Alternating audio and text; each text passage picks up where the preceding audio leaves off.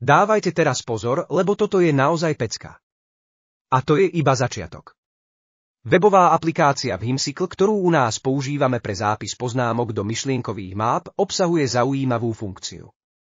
Potom, ako učiteľ definuje tematický celok a témy, ktoré bude so žiakmi na hodine rozvíjať, môže stlačiť magické tlačidlo s hviezdičkami.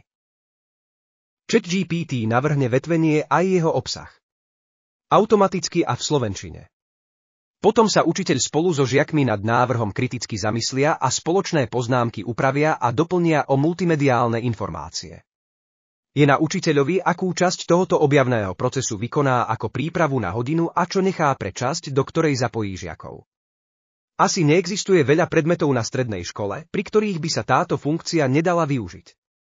Od slovenčiny cez angličtinu, matematiku, fyziku, chémiu, občiansku náuku, odborné predmety a veľa ďalších. Aj takéto možnosti sa vám otvoria, ak uchopíte digitálnu výučbu za správny koniec. Poďte o nich diskutovať do skupiny Digitálna výučba. Dovidenia.